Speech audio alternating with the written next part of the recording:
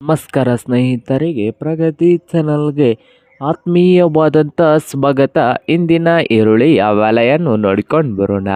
ಹೊಸದಾಗಿ ಯಾರು YouTube channel ನೋಡ್ತಾ ಇದ್ದರೆ ಚಾನಲನ್ನು ತಪ್ಪದೆ ಈಗಲೇ ಸಬ್ಸ್ಕ್ರೈಬ್ ಆಗಿ.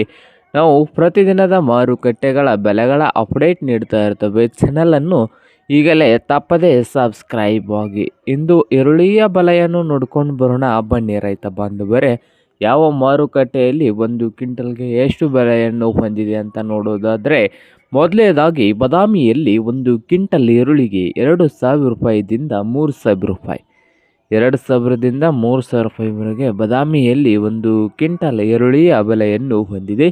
ಚಿಕ್ಕಬಳ್ಳಾಪುರದಲ್ಲಿ ನೋಡೋದಾದರೆ ಒಂದು ಕ್ವಿಂಟಲ್ಗೆ ಚಿಕ್ಕಬಳ್ಳಾಪುರದಲ್ಲಿ 2,000 ರೂಪಾಯಿದಿಂದ 3,200, 2,000 ರೂಪಾಯಿದಿಂದ 3,200 ರೂಪಾಯಿವರೆಗೆ ಚಿಕ್ಕಬಳ್ಳಾಪುರದಲ್ಲಿ ಒಂದು ಕ್ವಿಂಟಲ್ ಈರುಳ್ಳಿಯ ಬೆಲೆಯನ್ನು ಹೊಂದಿದೆ.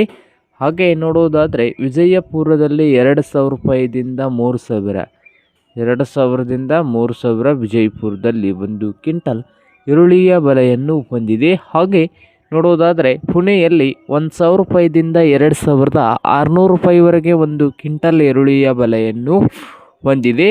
ಹಾಗೆ ಸಾಂಗಲಿಯಲ್ಲಿ 1,200 ರೂಪಾಯಿದಿಂದ 2,700 ರೂಪಾಯಿವರೆಗೆ ಒಂದು ಕ್ವಿಂಟಲ್ ಈರುಳ್ಳಿಯ ಬೆಲೆಯನ್ನು ಹೊಂದಿದೆ. ನೋಡಿ ರೈತರೇ,